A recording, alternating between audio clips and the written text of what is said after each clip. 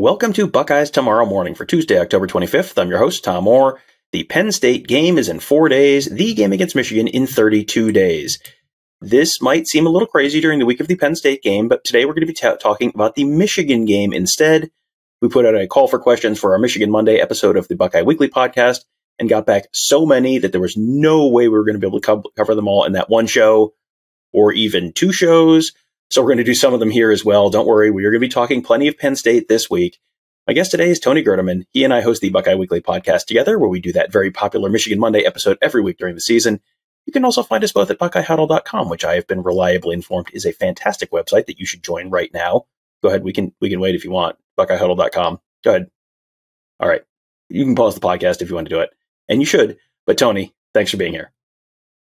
Tom, thank you for asking me to be here. I know it was a difficult ask for you, given our feisty history together, but I do appreciate you reaching out and extending the olive branch. Well, I mean, when you have won the bold prediction show so many times this year, it's easy to be generous and have an open, forgiving, giving heart. And so I know I need to tell you that because that would be something that you weren't familiar with. But as someone who is the reigning champion and someone who is not going to be sleeping on the cot of shame this weekend, I have the ability to do that. And you might say this is another area in which I've won. But Tony, we're not here to talk about any kind of competition between us. Is there competition? No, it's not really competitive at all. But Tony, let's talk about someplace where it is competitive. That is Ohio State and Michigan, and that is going to be very competitive over the next few weeks. We are going to be talking about this a whole bunch over the next month or so. But we put out, as I said, you put out a call for questions, and we got just an absolute tidal wave of questions. So we're going to answer some of them here. First one from @14er_vibes. Who has a tougher road to get their 11-0 record coming into the game, Tony? What do you think? I think that's Ohio State because they have to go to Penn State. Now, granted, it's a noon game, so it's not a whiteout at night or anything, but overall, like, the schedules are very similar, except for like the two most difficult games. It's at Penn State for Ohio State, and it's Illinois at home for Michigan, which, I mean, would sound insane, a month ago, 2 months ago. And the crazy thing is, by the time that the Illinois game gets played, Illinois could be ranked higher than Penn State. I think right now Penn State's 13, Illinois 17. So they probably should be ranked higher than Penn State by the time Michigan gets to that game.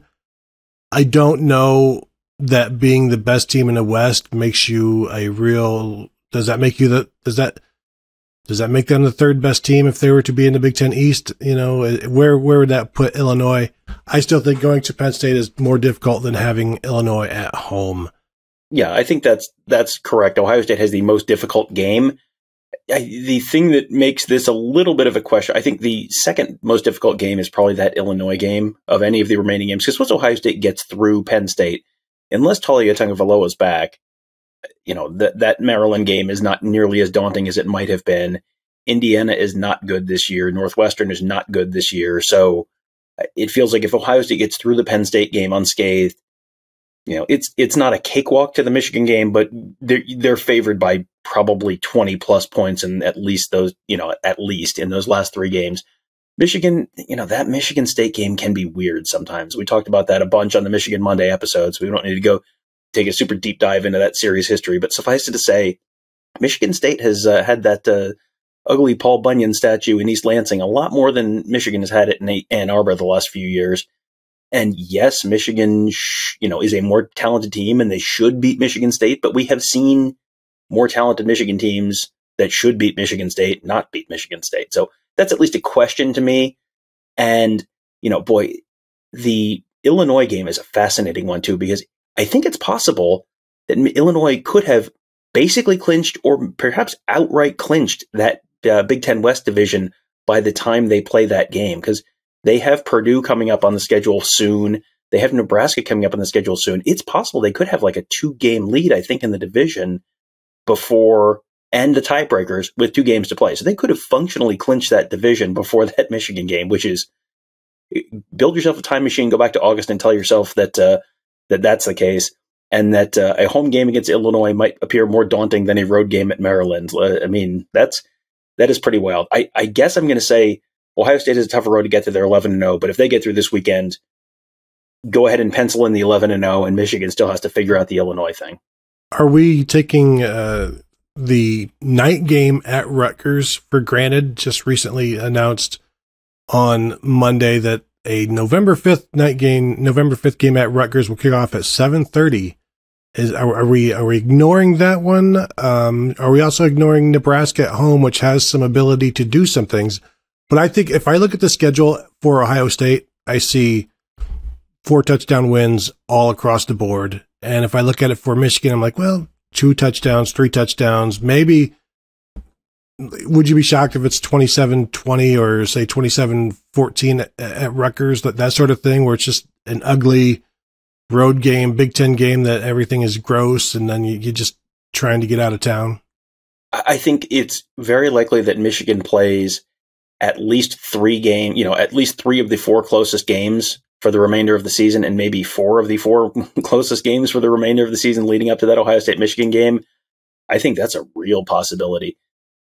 I don't expect Ohio State to win by 30 points this weekend at Penn State, but Michigan could have 1 or 2 close, stupid games where it's a 1-possession game in the fourth quarter. But Michigan had a 1-possession game in the fourth quarter against Rutgers at home last year, and you saw how much that impacted the Ohio State-Michigan result. So I don't know that I would read much into that. I think Jim Harbaugh has a way of sort of managing his program and managing his game plan to the opponent.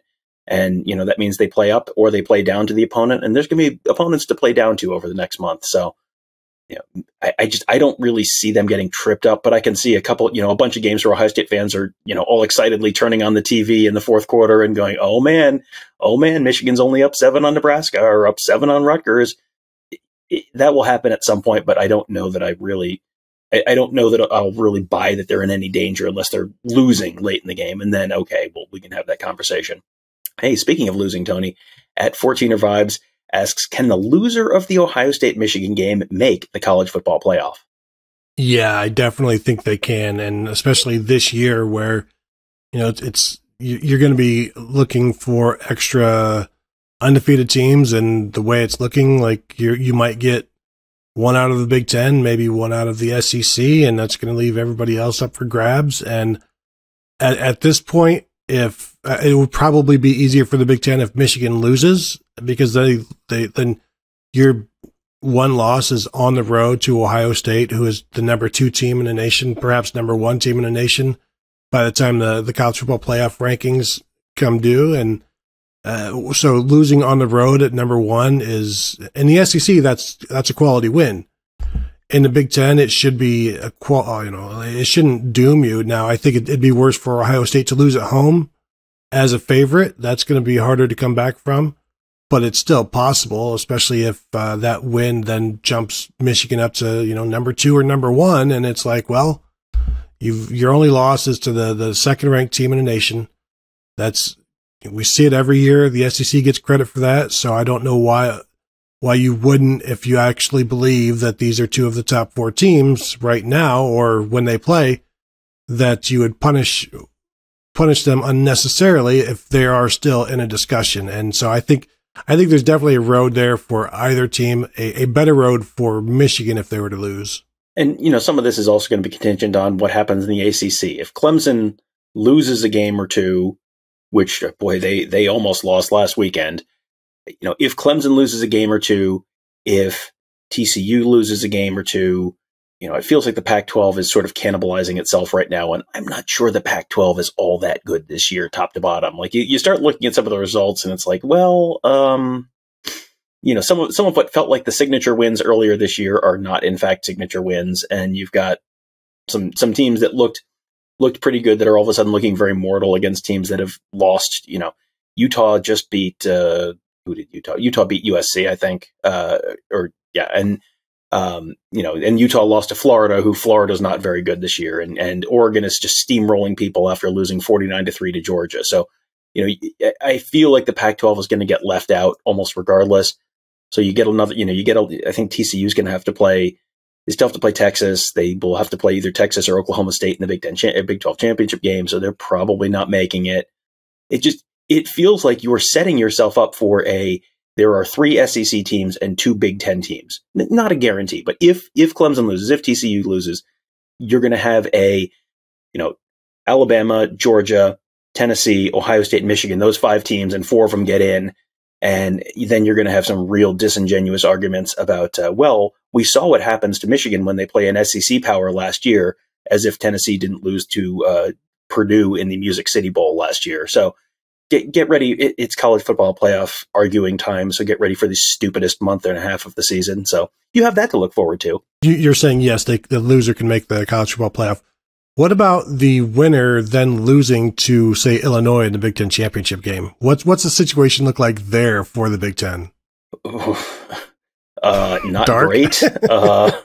Well, and here's the real funny thing is, so let's say Illinois has to play Michigan, so Illinois is probably not running the table. But I mean, if the worst possible situation for the Big Ten is Illinois wins in Michigan. Michigan beats Ohio State, and then Michigan goes to the Big Ten championship game and loses to Illinois. And then you've got a 2-loss Illinois, a 1-loss Ohio State, a 2-loss Michigan. I mean, man, just speaking that into his existence, I just got a cold shudder. Fortunately, Tony, we know that Illinois never spoils anyone's national championship hopes on the road in November. That never happens. Never has. You won't get any juice out of that. Nope. So it'll be fine. It'll be fine. Don't worry, Michigan fans. It'll be fine. Ohio State fans too. Big Ten office folks fine too. Don't worry. Last one. Which coach needs it more this year? And boy, I feel like there's a real clear answer here. What do you think? Yeah, it's clearly Ryan Day for me. I think you can't be you can't go 1-2, and that's basically what he's going to be fighting against. So that would be bad. You don't want to have a losing record at any point in your career, your Ohio State career against Michigan. And so, yeah, and then the questions. I mean, we saw the questions come in after just 1 loss. Imagine the questions after 2 losses. Whereas Jim Harbaugh, he could never win another game again. He's going to be fine with that. He's just going to ride off to the sunset, or beg for an NFL job. It's the meme of the 3rd place guy or the 5th place guy showering himself with champagne on the medal stand, where look what I've done. I've beaten Ohio State in 2021, and you ignore everything else that has gone on. It's I have conquered.